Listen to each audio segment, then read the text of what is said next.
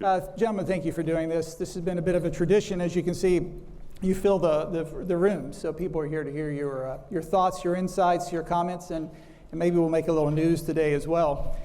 Let's start with this week. Both of you have reported earnings. You've knocked it out of the park this week, so congratulations. Jamie, you started the week. James, was it yesterday, the day before? So how are you doing? What's your secret sauce? How are you achieving the kind of returns and the kind of numbers that you put out this week? Jamie, we'll start with you. So welcome everybody, thrilled to be here. And I really don't pay that much attention to quarterly earnings. You have to report them, you have shareholders, but I think for most companies, the way you earn money this quarter, the decisions you made over the last 5, 10, 15 years, technology you built, things you inherited. So we just try to keep on building, branches, people, clients, products, services, unit by unit, business by business over an extended period of time, and try to create some competitive advantage if you can, which is hard to do in our business. James? I pay a little attention to our quarterly earnings. Maybe I have to more, but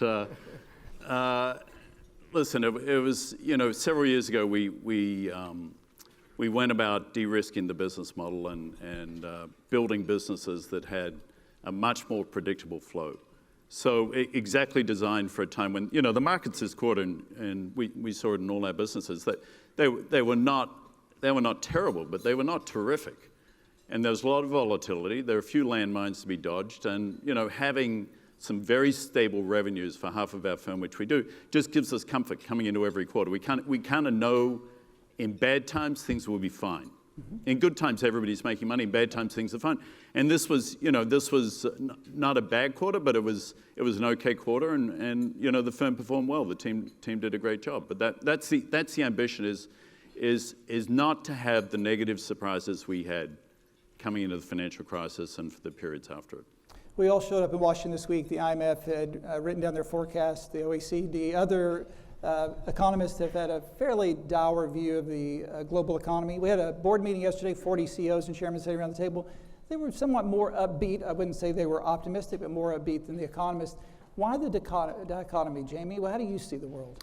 Yeah, I don't know what the economists were saying in total. The world was growing at 3.5 or 3.7%. So I think even a year ago, the IMF thought we might have the fastest year ever.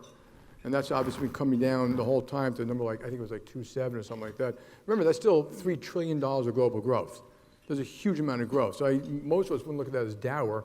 And if you're talking to CEOs in the United States, the consumer remains quite strong. Their balance sheet, their confidence, their spending, wages going up, household formation going up.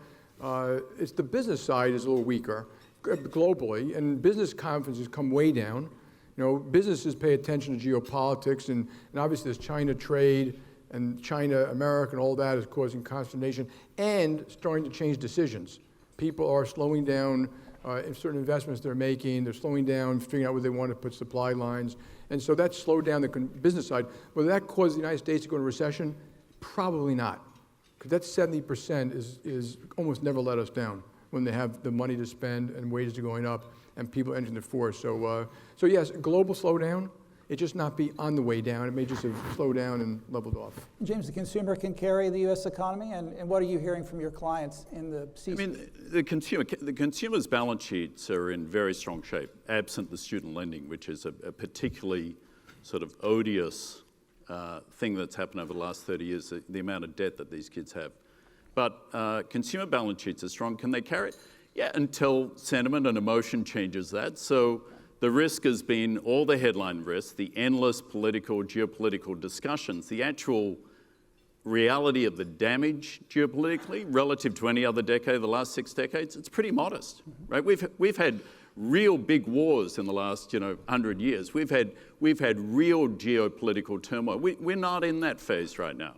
We're in trade dispute phase. So I'm like Jamie. I mean, we're both optimists, and it's easy to live that way. But I think we're also realists. We've seen a lot of things over a long period of time. It's not that bad right now. But the headline risk, bleeding into consumer psyche, bleeding into consumers cutting back on spending, that's when that combined with the corporate cutback, that's when you tip into the recession. By the way, recession itself is sort of a cleansing. Mm-hmm. It's not necessarily the be-all and the end-all. It's a question of how deep and how long. The U.S. is running huge fiscal deficits, $1 trillion a year, 4.5% of GDP at the top of the cycle, not what you would expect given where we are in the expansion. But no one seems to care about deficits anymore. Is that a mistake? I would tell you that it's not going to cause a crisis immediately, like the next year or two or three. The United States can afford a deficit that's like 80% of GDP. But the mistake would be if we don't realize that down the road it is not completely sustainable. So in America, if you look at that number, 80%, it'll go to 90 to 100, and it's a hockey stick, almost all based on medical entitlements. The increase is all medical entitlements. And obviously, the sooner you deal with it, the better. Don't wait for it it'll deal with itself at one point. And remember, our 80% debt to GDP, that compares to Japan, which is like 250%. So who you owe the money to, what you spent the money on, those are important things, but it's not today's crisis. And so I think we have time, whether we ever have the political will. I mean, you've seen Detroit go bankrupt, you've seen big states are going to have fiscal problems in other cities, and we know it's happening. It's just a bad idea to watch that train coming down this track, and 3 or 4 or 5 years later it's going to run you over, and you know it today. So I do think we should react to it. We don't have to be hysterical over it. James, let me ask you about interest rates. Interest rates are low. We see yield curves around the world which make it problematic for some banks in certain regions. Sure. Central banks are under assault in certain capitals, certain locations. Do you worry about interest rates too low for too long? And do you worry about the independence of central banks? What Europe is experiencing with negative rates obviously is really bad. So not just for the financial sector, but broadly for the economy. Do I worry about too low? I mean, listen, the Fed's job is to manage the excesses and to prop up the weaknesses in any economic cycle. There's no rule book that they sit back with that Jay Powell's got on his shelf behind him saying, at this point with this information, you shall do X. There's a judgment call, which is why you have the FOMC.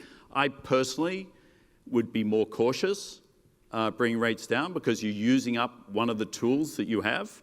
I've been in that position for the last 3 years. I've been wrong, apparently, according to the market, because the market is continuing to price in a further couple of cuts.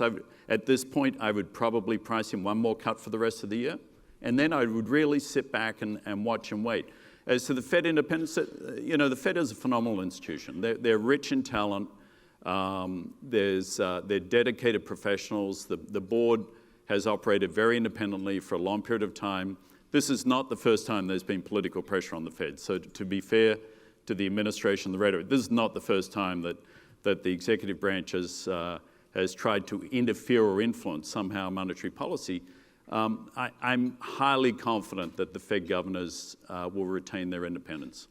Jim, I'll ask you the same question with an added twist. $16 trillion worth of negative yielding debt in the world. What is that telling us? Well, I totally agree with James. I think it's an issue. I think it's a lesson. I think when they did it early on, to save, basically, but you thought that Europe may come apart because of the monetary union, but we don't know. I think they'll be writing books about this in 50 or 75 years, and the benefit of negative rates, if there was one, has huge negatives for savers, for lower income people, for investments, for capital markets. I would not buy debt at below zero. Never, not in my whole life. I would do anything but buy debt below zero. There's something irrational about it. And the laws, one of the great economists did talk about, the rates go from 3% to 2%. That's the same as them going from 0 to 1. And I just beg to differ. I'm not sure the monetary rules are the same at negative they were at positive. In aerodynamics, there's this phenomenon that the wind patterns over an airplane wing go a certain direction, but over a certain speed they reverse. And I think you may have a little bit of that here. So getting out of this is going to be an issue. And you also asked the why. Is it secular stagnation, global growth? No, I think there are a lot of reasons. And it wasn't because of a savings glut or secular stagnation. Right. It's because of bad policies, changes in rules and regulations, bad, all around infrastructure, work skills, things which are hurting global growth, which have nothing to do with monetary policy or fiscal policy. And so I think we should be more broader based when we analyze the problem. So it is what it is, and we'll be able to deal with it. And I hope to God it doesn't come here. I agree with James, too. The United States, we're growing at 2%. In the normal environment, that means the short rate should be 3%, the 10-year should be 4.5%. And it's not. So you said 16 trillion of bonds at negative rates. The central banks of the world bought $12 trillion of debt. That means they took it out of the market, they replaced it with cash, and they all did something different with that cash. And that kind of sloshed all around the world. It obviously had an effect of reducing rates, which had other effects. So it's going to be a great lesson for the future generations to learn what to do and what not to do. Just coming back to the deficit thing to sort of pick up this theme, you can get away with large deficits, as Jamie said, only for so long. An amplifier of that will be when you stop having population growth or productivity improvements. Mm-hmm. So, one of the beauties about this country is, and I'm one of the lucky immigrants to it, is that we've had tremendous immigration and successful and better population growth, but tremendous immigration. If that actually gets clamped down, and you're having a smaller percentage of the population going into the workforce to support all the entitlements that are coming out the back end, you have both an income problem and an expenditure problem. And a government that is if you play with both of those levers and get it wrong, then you've got a whole different ball of wax. The US has been lucky. It's an incredibly vibrant, growing economy and has been for a long time. But there are reasons behind that vibrancy, and part of it is immigration and population growth. I just had this, so think about this, okay? Because look at the big picture. I would love the economists to take this one up. America has been vibrant, but if you look at an average recovery, okay, over a 10-year period after a big downturn, it should have been 40%. So one of the things we're always asking business is, what should it be? Not what is it, not some little change, like what should it be? It should have been 40%. It was 40% after 72, 82, 87, not 87, the 90s, 97, and 2000. And why not 40%? And what's the effect of it not being 40%? So 40% means that today we'd have $4 trillion more a year of income. So that deficit would be far different than that. 2.5 would probably be in the pockets of citizens. We talk about income, and income's not going up rapidly enough. And also, when you talk about the supply of capital, well, obviously, had that we grown at $4 trillion more a year, there'd be a lot more capital requests. You probably would have had higher rates of faster growth. And when companies aren't growing, they need less capital, less for receivables, less for payables, all these various things. And all these things relate to each other. And yet we try to identify one and not the other. And I agree, the reason which held us back is our lack of infrastructure, work skills, our excessive bureaucracy around small business formation, our healthcare system, which, well, is among the best in the world. It's 18.5% of GDP versus 9% for our global developing nation competitors, and we don't have that kind of improvement in health. Right. So there are all these reasons why what we're experiencing today, it just doesn't relate to one thing. It relates to a whole bunch of other things. We should do a little better job studying and answering. There are 8 million unfilled jobs in the United States. You mentioned immigration. Are you having a hard time finding and keeping talent? Are you recruiting the type of people you want?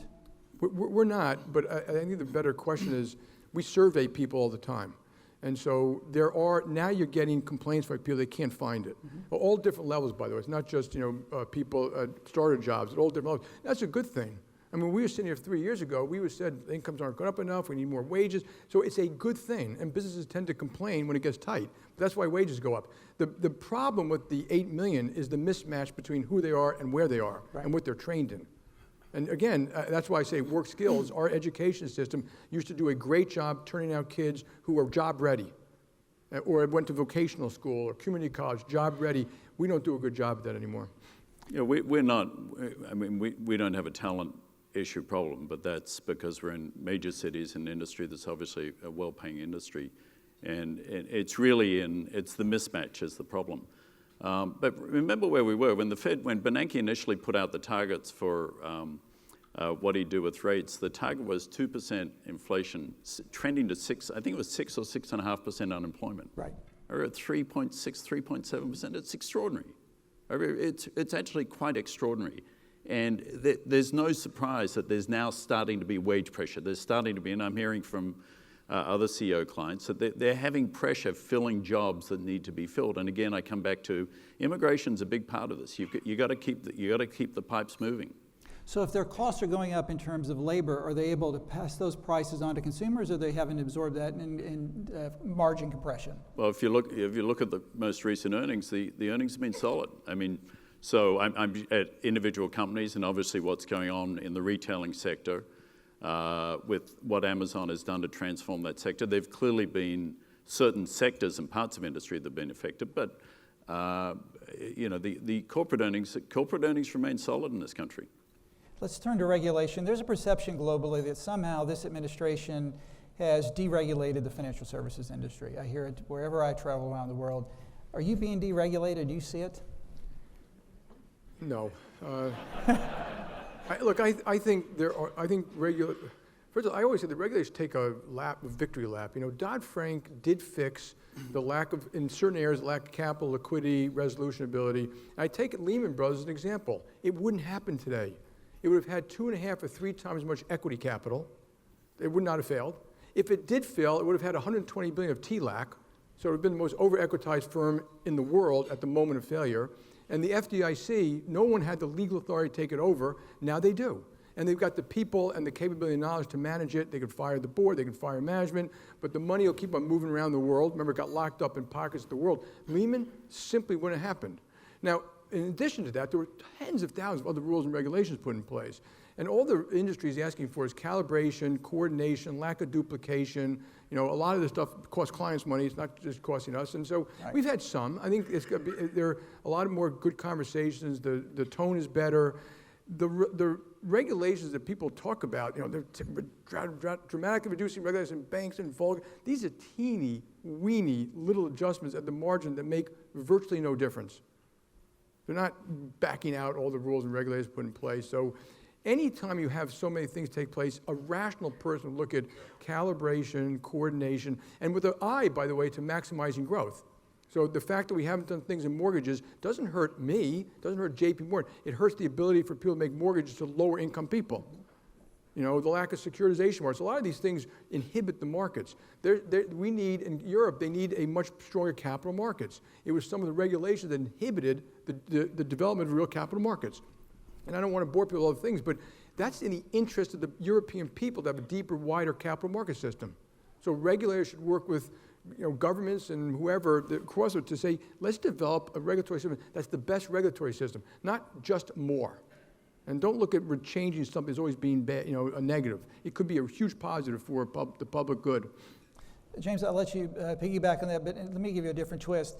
Might current monetary fiscal policy be fueling bubbles, financial bubbles, and do we have the right regulatory structure in place to ensure that if something does pop, it won't have the kind of effect we had in the past? Well, you've always got a risk of bubbles. I mean, you vacillate between fear and greed and the bull and the bear instinct, and with cheap money, you're always providing an opportunity for a bubble at some point. I would say, based upon what we see, certainly in the banking sector, it's very low. I mean, just on the regulation point, and we've been living with this, from crisis times. What the regulators did was absolutely necessary and the right thing to do. The banks were over-levered. They were operating with anywhere between 30 and 60 times leverage. They were dramatically undercapitalized. They were using a lot of their balance sheets for illiquid investments. They did not have the kind of risk control structures that all of the major banks in this country have. And they didn't have an annual health checkup, which is basically what CCAR does. It kind of checks in like you go to your doctor, and every year you go and find out how you're doing your stress tests. Okay, we did well. The preemptive stuff, which is capital and liquidity, is like maintaining your health, your diet, your exercise. You get an annual checkup, and if things go bad, you've got your resolution plan. Right at the other end. That basic structure, which I don't think was designed with that complete picture in mind, that made enormous good sense to me. So the question is, okay, how much is enough capital? Well, I don't know. Let's do at least what you would have needed to have got through the financial crisis without a problem. Fair start. And let's dial it up a bit because things could get worse.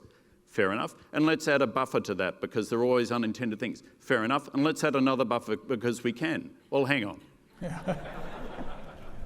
And that's sort of where we are. We're at the hang on moment. 10 years in, do you design something which is so safe? The mandate of the regulators is safety and soundness. If institutions are uninvestable, they're not sound, right? So if something is so safe, it becomes actually unsound. And I think if you're going to drive the economic growth Jamie's talking about, you need balance sheet growth to support a growing. If you have a growing economy and the banks aren't growing, you will have a shrinking corporate and employment sector.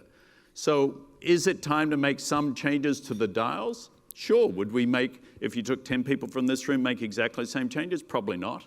But most people would say the dials feel like they're at that buffer level. Are there some changes to the process? The changes in the Volcker rule were pretty simple, and they get back to, frankly, what Paul Volcker originally conceived of. The qualitative tests that the CCAR Federal Reserve had, not doing that full qualitative test. That makes sense. You do an annual supervisory letter. That meets the test. Mm-hmm. So I'm not at all for junking the regulatory framework we have. It worked. It's good. It means banks are in a much more prudent capital liquidity position. Question is, when is enough, right, and how do we use that? Jamie, we had a hiccup in the repo market. Right. You've been on the record of saying it's an issue of providing liquidity. How do you see, was that a regulatory issue, or is it a market issue, is it a plumbing issue? It was a little bit of both, but it is an example. I'm going to tell you why when you talk about coordinating between different policies, that you want liquidity in the system. And the liquidity in the system today is literally, if I think is accurate, is like $4 trillion. That's how much liquid assets do banks hold between deposits at the Fed, repo, treasuries, and a smattering of other stuff. But you're at the point where that $4 trillion can never be used for anything else. Okay, so what happened with the repo thing is kind of instructive. That banks in the old days would have in their checking account at the Fed, very little money coming and go out all day long, and they wanted more money so you never had a negative balance. We always had negative balance at the Fed during the day. We'd send money out to all of you, you'd send it back to us by the end of the day. Our Fed account, our checking account was a small plus. Now, JP Morgan alone has $120 billion, the Fed. It goes down to 60 during the course of it, back to 120. So and I agree, liquidity is critical, absolutely. I believed it my whole life, but why 120 to 60, 120? Because other rules around resolution, recovery, and something called CLAR, which is stress testing for liquidity, said we want you to have enough in that account. And I'm not sure it's what the Fed wanted, but that's what these other rules required, such that you'll never hit zero. And then, of course, we all put a buffer on that because hitting zero, you might have some form of punishment, and we didn't want to be punished. So, and we may have made the wrong interpretation. It's possible, but I think we all were approximately in the same place in this. So once people, and at one point had excess, but once that got down to the point where we're now meeting our own requirements for resolution, recovery, and stuff like that, it doesn't matter what the repo rate was. We couldn't take any of that account and move it over. I would have moved the whole $120 billion, all of it. Sure, we like making money for nothing, it's just easy to do. And then the Fed had to come in intermediate. So it was technical. Why did it go down? Repo's kind of technical. And people have big corporate checks that go out and tax payments that go out and the treasury balance, the Fed drop and all these. So it was technical, but the banks hit that limit and they couldn't redeploy liquidity. The same issue will happen eventually in what I call the big liquidity thing, which is the $4 trillion, that's a little bit red line too, which is when these markets get rough, which the other keep in mind, these were not rough markets. These were very healthy markets that had that repo issue for a technical reason. But when markets get tough, you have the same issue about the ability to intermediate. And if you're locked up on the ability to do that because of literally a multitude of regulations, I won't go through them, that might cause more concentration in the market, which you don't want.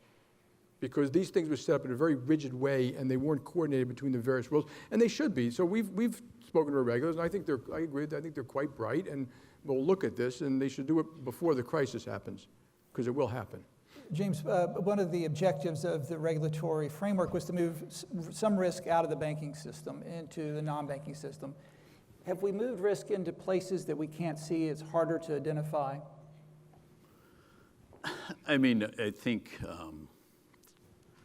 there's not a binary, Tim, of a yes or a no. In some ways the system is efficient. The very sophisticated investment firms that happen not to be bank-regulated depository institutions are absorbing a lot of that risk, be they BDCs, hedge funds, private equity firms, other investment vehicles that have been set up. So does that cause me discomfort? Not really. I mean, sophisticated investors, well-advised, taking risk out of the balance sheet of the banks and frankly ensuring we have a healthier and safer banking system. It doesn't bother me. I mean, there are other areas, whether it's clearinghouses, whether it's cloud service providers. There are lots of other things that have evolved since the financial crisis that you could argue that's where the sort of hidden. It's always the risks that you don't know about. Anything we're talking about today is not something that's going to cause the problem. Right. It's the things, the unintended consequences from the way industries evolve and morph. And that's what I think and why cyber is so important across not just the banking sector, but the whole system. I'm going to turn to technology, but one last question for you. Over the last few years, you've talked passionately about the drop in the number of publicly held companies. Why has that happened? How can we resuscitate public markets? Yeah, I agree with him about the shadow bank, but the only thing is it's also it's growing rapidly. So if you're regular, I agree, it's not an issue. It's a perfectly normal market thing that people do it, but someone should keep an eye on it. We do it like a shadow banking book report, so we try to make sure we understand the risk. And we lend to shadow banks because obviously we're concerned about that too. And the question was about public markets. The number and I agree of that publicly financial traded utilities it's amazing. We've gone in this country from 8,000 to 4,000. And I don't think as a matter of public policy, that's a good thing. So if you look at other countries, they're going up. And now, of course, I'm not against private equity. A lot of it ended up in private equity. Some was in consolidation. The 4,000 companies are bigger. It's hard to figure out exactly why. I suspect because, and again, I'm in favor of good corporate governance, but when shareholder meetings end up being a farce, when litigation can be just crippling to certain types of companies, when boards of directors are spending all the time, and if you don't believe me, talk to any one of them, crossing T's and dotting the I's, as opposed to talking about the business problems, the business issues, operational issues, strategy, major risk, which is cyber, I put in that category, then people, it's just easier to be private. So if you actually interviewed people, they say much better, and they can compensate. They can specialize compensation that's not in the eye of the public, who has a different view of how you maybe should compensate someone. And I think we are driving companies to the private market. If we could, I would go private if I could. I think being a public company has real negative downsides to it, and so it shouldn't be that way. It takes away the ability of the public to invest in companies, right? And it takes away because they can't invest in some of these other vehicles. So I think it should be looked at very, very, very carefully, and that we should have a public policy debate around how do we want public companies to be governed? Do we want more or less? Because this trend has been going on now for a long time. Yeah, I would say it's sort of the confluence of a lot of things. There's a lot of money available through professional industry that wasn't around effectively 40 years ago. I mean, it was still relatively small 20 years ago, the private equity space. And there is a lot of money going in that space. Secondly, as you get slower economic growth, companies like ours looking for ways to grow are going to be buying other institutions, both public, but also taking public companies out of the market by buying them, but also companies that would have gone public by buying those. And thirdly, as Jamie said, it's a burden to be a public company. There are some joys of it. You obviously have more liquidity with your ownership structure. You have, in many regards, more credibility. You're vetted by institutions like the SEC. So there are obvious positives that come and give you credibility as an institution. And the negative, we just, as you kicked it off today, Tim, we just finished our earnings report. I don't know how much time Jamie's team spent on it, but it's a lot. And the funny thing about quarters, they come around with an alarming frequency. And I haven't figured out a way to stop that. So, why wouldn't we just report revenues every 3 months and do a full earnings release every 6 months? Would the world be really worse off for that? So there's a lot of, and the shareholder meetings, we have more security guys in our shareholder meetings than shareholders. Well, actually, they're shareholders too. So, but it's kind of insane, right? You're sitting there talking to 3 people, and maybe you get a lot more people coming to yours, probably do. Ours are in Westchester, if anybody wants to come, it gets a little lonely up there. But there are certain things that are anachronisms of the way business was done 50 years ago. We need to move a little more modern, and I think that would help. Speaking of modern technology, between the two, you probably spend $20 billion a year on technology. Are you engaged in a technology arms race? Jamie must spend a lot of technology then. What is your tech? We're about 12, 13 billion? 11.5. 11.5 billion a year. We're 4. That's a lot of money.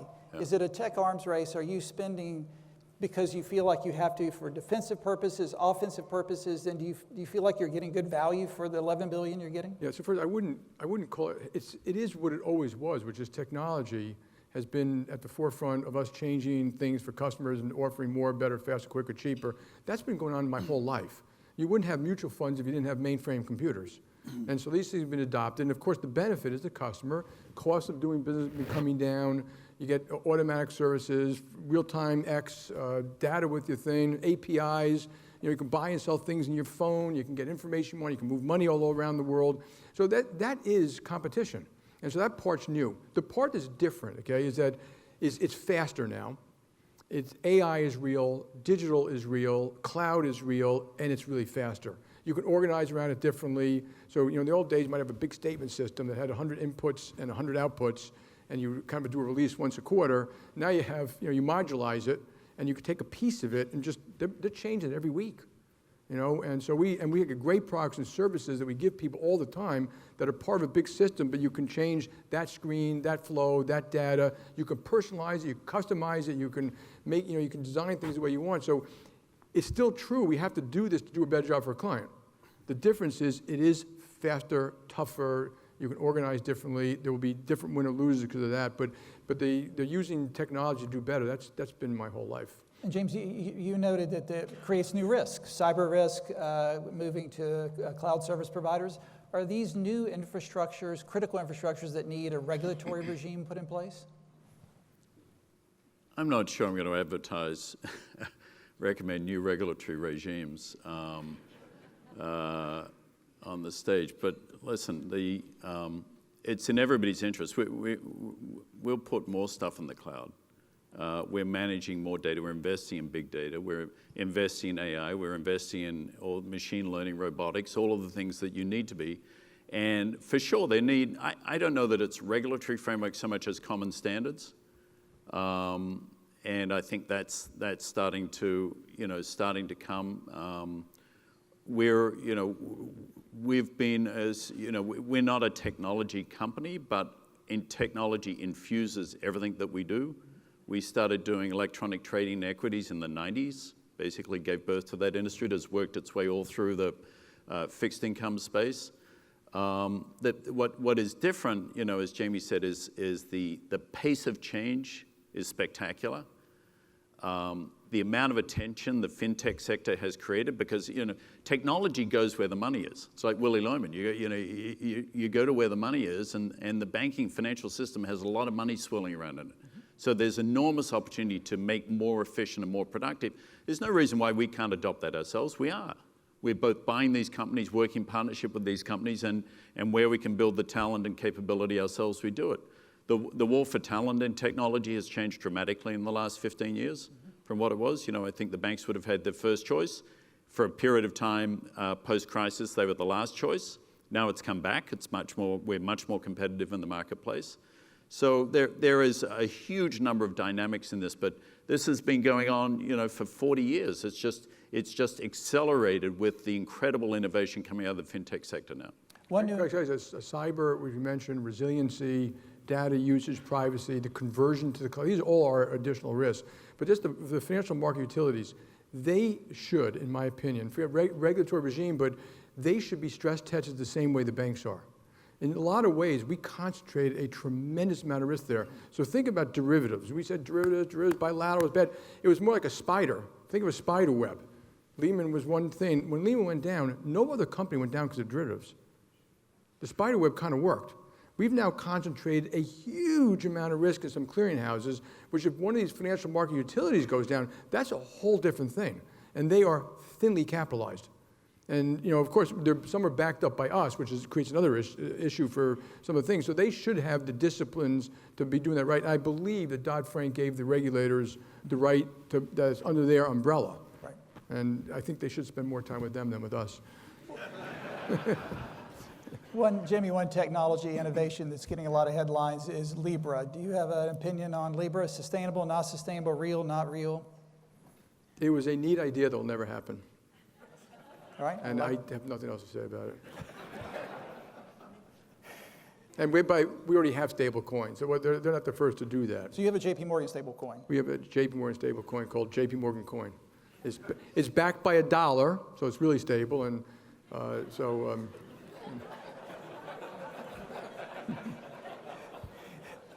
And do either one of you worry about competition from, and I hear this I heard at our board meeting yesterday, from internet platform companies that can scrape your data? It's an asymmetric relationship. They can use bank data, especially in Europe, they can use bank data, enrich it, and use it for their purposes, but banks don't have the same opportunity. Are you worried about internet platform companies taking away market share in any form or Well, fashion? there are two different issues. Yes, these companies are great competitors. They should come on. They're called capitalism. Some are good, some are not good. Some will do well, some won't. And obviously, we should be competing with them on a level playing field and stuff like that. People who are taking data from, now you all know this, but a lot of you gave your bank account to someone many years ago. You gave it to them for a reason, but they may still be coming in and taking your bank data every day, and all of it. Right? That should not be allowed. So we've sued people over this. We've blocked people down. We will not allow it. We've put in place a system, which I think everyone should kind of do, which is we're going to tell you what data is being taken by whom, and you have the right to turn it on or off. So you control it. We're not saying they shouldn't do it. It's just you should know what it is. And so we've actually have deals that have been inked with several of these screen scrapers that do it the right way. And also, they don't come into our system, so they don't have your bank passcode. They get permission to get the data. We push the data to them. So they don't have unlimited access to your bank accounts. There are safe and secure ways to give people the benefit of aggregation and stuff without you not knowing what it is, where it is, and the people have access to your bank account. If that money is taken out of your bank account because an aggregator didn't have proper controls around your bank account, they may very well be liable, not us, which means your money's not money good. So just keep that in mind. James, are you concerned about internet platform companies that engage in financial intermediation-like activities but have a different rule book? I mean, as Jamie said, listen, we're in an open capitalist world. It's a competitive world. You take all manner of competitors. We had, back in 30, 40 years ago when the online brokerage business started, right? Which was, by the way, it was a plethora of many, many companies. That's now basically 3. That's the other thing is, in this industry, you need scale in almost everything you do. There's a reason that institutions get very big. Just the resiliency, the cybersecurity, the operations support, the risk management, all of these things drive scale. So you see consolidation going on. And listen, we take our competitor, we worry particularly about, in our set of businesses, it's probably less relevant than what Jamie's doing, dealing with hundreds of millions of consumers around the world. But we rely upon our expertise and our brand, our capability, and we've got to have best-in-class data management. We've got to be as good and better dealing with our clients' data than anybody on the outside could possibly be. And shame on us if we're not. Both of you just used the word capitalism. Let's talk a little bit about that. Jamie, you're the chair of the Business Roundtable, one of the most prestigious organizations around. It's incredibly well run, great work. You've just come out with a change in policy, been in place for a long time. Yeah. The Wall Street Journal editorial page has attacked you as selling out to the left. Elizabeth Warren said, if you really believe in what you've said, you'll vote for her bill, you'll codify it. She's attacked you as being insincere. So if you're being attacked from the Wall Street Journal editorial page and Elizabeth Warren, have you got it right? Absolutely. The BRT, first of all, I think these large institutions have been great institutions in terms of how they treat their employees. Most of us give medical and dental and retirement and gyms and training and advancement and the first rung in that job, at least these great jobs over time. And we take great care of our customers. Obviously, you fail in our society if you don't. Doesn't mean we don't make mistakes. And all of us do community-related stuff as if you were a small-town store. You take care of the local, you serve in a local Little League, a religious institution. So we all do a tremendous amount of training and jobs and work with mayors and governors and presidents around the world, and prime ministers, to do a great citizen. But the statement we had before said, basically it was fiduciary responsibility, which the American public hears as legal, and primacy of shareholder value, which the American public hears as rapacious short-term profit-taking. And that's not really what we do, so it was an evolutionary statement, and we didn't get rid of shareholder value. We said shareholder value and customers and employees and communities, no different than, and if someone wants to make it simpler than that, it doesn't have to be simpler than that. If you fail at any one of those, you're probably going to fail. So there's nothing wrong with saying you need a quarterback and a running back and a defensive line. You need all of them to succeed, and to say this one measures against that, we're going to weigh and measure them and stuff. So I think the Wall Street Journal, in my view, is confused between how we speak to the American public with this simplistic thing about shareholder value. We still have a fiduciary responsibility. We still want long-term shareholder value, but these are the key ways you get it. and we're telling the American public the truth to say that we are devoted to doing these things well. And on the left that says prove it, well, honestly, we already do a lot of those things. And I think it gives people a chance to talk about all the great things we do. And we could acknowledge things that don't work in society. So a lot of, when I hear people talk about it, even the Democratic left, it's okay to say they're kind of right about X. Our inner city schools didn't work. They did not work because of us, because of big companies. That's just not true. But we can be more involved in that. Income inequality, that's true. It's gotten worse over the years. We've studied it many different ways, and there are things we can do to help that, and there are policies that can help that. So I think we should be engaged in making society and the world a better place. But the notion that socialism, okay, and let me just real quick, I know I'm taking too much on this, but free market capitalism, free enterprise, and freedom are inextricably linked. Freedom of speech, freedom of religion, and freedom of enterprise are capitalism. Okay, and the notion that somehow the Constitution was written to say that all the rights belong to you, the individual, other than these given to the government. Because what they were afraid about was a government that took control of everything. And governments taking control of assets and companies, they start to use those companies for one thing only, keeping themselves in power, using the company's assets to get votes. Okay, and these companies erode over time, and you do end up with Venezuela. Look at any single one of them, is that these companies get polluted over time. So we can acknowledge and fix what goes on in a corporation. If you say Sweden is a bigger free market than the United States. If you analyze that more of the assets there are owned by the private sector, they're very tough on it. They've got a better safety net than we do. They take better care of their people. I think we can do that too.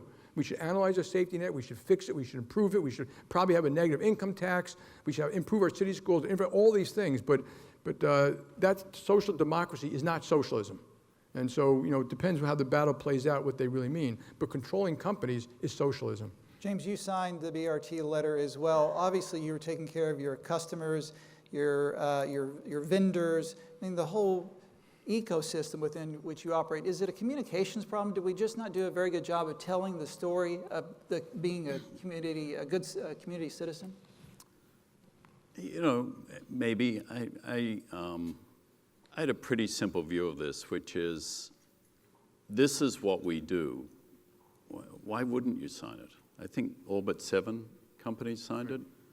Maybe they had some specific reasons, but it's just, sometimes you need to just affirm the obvious. I've given you an example. We have 4 core values that stand behind our firm, and one of them is do the right thing. Now, my test for a value is somebody else should have the opposite value.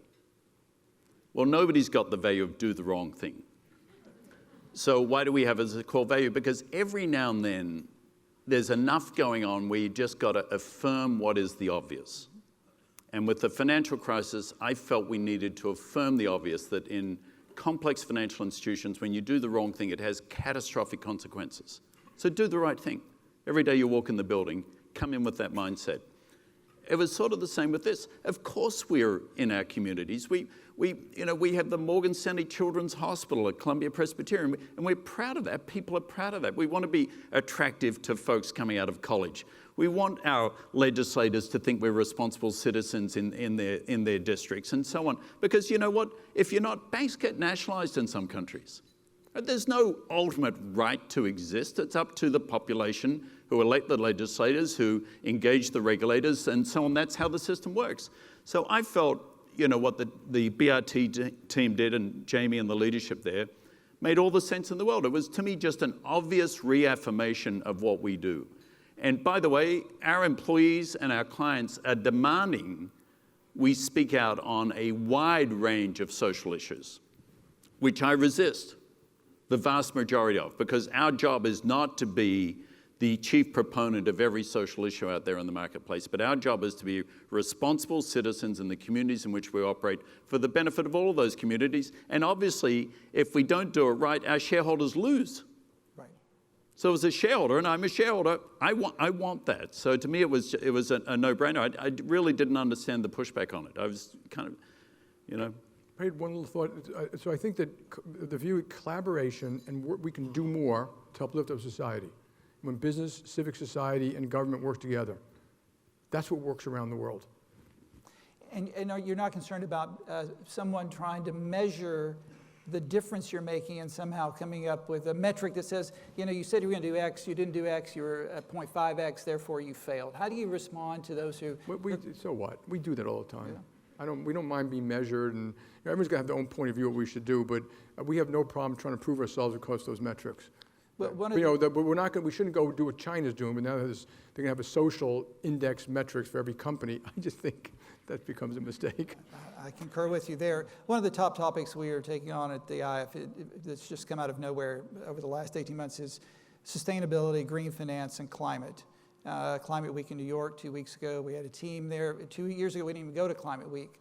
How are you at JP Morgan and Morgan Stanley looking at sustainability from an environmental perspective? We can talk more broadly as well. But how are you embracing this? Well, I'm surprised you said it's come out of nowhere in the last 18 months. For us, it was not on our agenda, and then all of a sudden, Okay. we can't hire enough people to fill the needs that we're trying to cover. I mean, listen, I spoke somewhere recently, I think it was a congressional hearing, and I was asked about how would the financial system do with what's going on with global warming, and I said, a little facetiously, but accurately, if we don't have a planet, we won't have a very good financial system. Right. So we set up a sustainability institute about 7 years ago, led by one of our management committee members, who's probably here, Audrey Choi. And we're interested in it as an institution in contributing in a number of ways. Intellectual capital about what the actual science is, how to help think through new forms of energy to replace the old forms and what the right transition period is, how to inform investors on what their choices are, how to create product that give people a choice who only want to invest in E or S or G type funds. So there's a whole, and now we're doing a major effort around plastics, and not just the recovery of plastics from the ocean, but what do you do with this stuff, right, when you're recovered? Do you turn it into bitumen on the roads? And there's some examples where that's been successful. So we think we're in a position to add an intellectual voice to the argument, in addition to obviously our own personal viewpoints on these issues. So this is something that has, every now and then you get surprised. You think everything has like a slope of the gradient, the change rate, and you think, okay, the slope of the gradient is sort of 4% change rate, and over time, obviously, that becomes like that. This has been an exponential change in the last couple of years. The amount of interest from clients, the way people want to construct their portfolios, their level of sustainability investing is just, it's sort of overwhelming the system. So what is the consequence of that? I was with Sovereign Wealth Fund this morning, where we were talking about this issue, and he described it beautifully. He said it's a bit like when you go around the world and you've got to carry a little bag full of different light switches, your plugs, they're all different shapes and sizes. And you go to Japan, it's this. You go to Davos, you got this. Go to Australia, it's about that big. I don't know why. But there are no standards. There are standards being set up in different. Is it for the MSCI and Standard & Poor's to establish the standards? Is it for the rating agencies? Is it, how do we create not an industry of 1,000 industries, but one common language and set of standards to measure and help companies gauge how they're doing on these various metrics? And that's something we can hopefully help with. There is no so definition. It's a huge deal. There's over 200 terms that are used for this space. But this is an explosion that is not going away. This is, and the Scandinavians are ahead of the game on this, the Northern Europeans generally. This is full on now. We certainly heard it from our board yesterday. Their instruction to me was take it on and run with it. How are you? I agree with everything James said. I would add one caveat, important caveat, which is if we want to solve this problem, governments are going to have to take action. Green bonds will not solve it. And it kind of gives people a false sense of security that somehow beating up on companies and doing X, Y, or Z. There is the amount of CO2 put in the earth, the atmosphere is huge. It's got to be global. It's got to be a global treaty, a real one, not a one with no teeth, which the Paris Climate Accord had no teeth to it. And India and China didn't agree to any limits on that type of thing. You could argue that's true. They're emerging countries. We've And they already do much more pollution in the United States. But the reason maybe they should be allowed to do more, you have to have a real solution. The real solution, as far as I can tell, is and there'll be R&D, that will really help one day, if we find use of it, is going to be a carbon tax or with the carbon dividend or an emission thing. All the other stuff is not going to kill it. You want to fix it. So America, and I think the world, we have to take real actions and not actions that make you feel good when you go to sleep at night but aren't fixing the problem. This is only one of 2 panels over the course of 4 days where it is all male. How do we do a better job in this industry of putting more women in senior positions and in the C-suite? Go ahead. Well, you know, I think of it like at several different levels. Number one, you need individuals that demonstrate it's possible. So, for example, if your board of directors has no women on it, and everybody comes in to present to the board of directors, that's a problem, right? How is that not possible? You need senior leadership to show the young folks coming to the firm that it's possible to be successful as a woman. This is not, there's no genetic, no talent reason why not. I mean, it's been proven again and again how successful women are against men in every educational pursuit. But the sort of, and that leads to an unpleasant discussion around tokenism, which I don't like. I think it's more a question of finding role models who show it's possible, right? But that's only the tip of it. The way I think about it is like planes coming to land at an airport. And you've got some at 5,000 feet. Okay, that's the executive team who report to me. Maybe one of them will replace me in this job. It's possible. It's not likely because there are fewer women than there are men in that group. Planes at 10,000 feet, 15,000 feet, 20,000 feet. How do we start working on the 20, 25,000 feet planes and get the women in those groups to have the opportunities to develop the skills that you need to be successful at 10,000, at 5,000, and so on? Rather than just saying, what are your needs today? I'm spending a lot of time trying to figure out what do we need to do to shape you to be a leader for the future? And what risks are we prepared to take in people's careers to support them in making the important transitions to get out of their comfort space into a new area of the firm to operate where they haven't had the background in it, but we encourage them so we broaden their skill set. So it's a sort of multi-dimensional, this is the first year, for example, we had more women as a percent of our intern class globally. I think we had 1,000 interns. More than 50% were women. First time ever. Right? There are more women coming out of colleges. By definition, why wouldn't there be more women in the intern class? Of course. So and just one last thing on this. A lot of the discussion is around diversity and inclusion. I personally have a little campaign on the word inclusion. I don't like it. I like the word belonging. I want people to walk in a room and feel like I wasn't included. Somebody didn't stand at the door and say, yes, you can come in. It's my room too. Mm-hmm. Whatever my diverse background, color, gender is, it's my room too. I belong in that room. So it's a culture of everybody feeling when they're in the room inside our building, they belong there as much as I or anybody else belong there. We're just doing different jobs. Jamie, I'm going to give you the last word on Yeah, well, first of all, to be a little defensive, banks in general are doing better than real estate, venture capital, law firms, Silicon Valley and all that. And this has been an effort for a long time. But I think they're fabulous. At JP Morgan, we have fabulous women. Half my direct reports are women, and they run major parts of the company.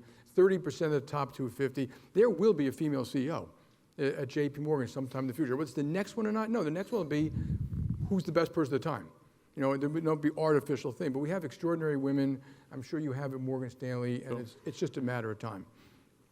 I'll note we have our 300 speakers over 4 days, 43% are women. It's the highest we've ever had. We're going to do better, I can assure you.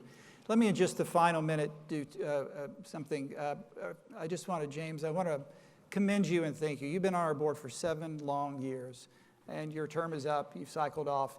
I want to thank you for your time and commitment. You've been a great board member, and I still remember the first time I came to see you, and you said, I'll give you all the support I can, and 2, you work for the board doesn't work for you. And I went back to my team, and I quoted you, and I said, that's our philosophy. We work for the board does not work for us. So that's what my board told me. I was a quick study, Tim. And I'll say this to both of you. I see hundreds of CEOs and chairmen. I meet with leaders around the world. There are very few people that walk me to the elevator when we're done with our meeting, and the two of you always do, and that says something about character. And I want to thank you, Jamie, as well, for all that you do for us. So thank you, both of you, and James, thank you for your board Thank you. experience. Folks, thanks for having us here.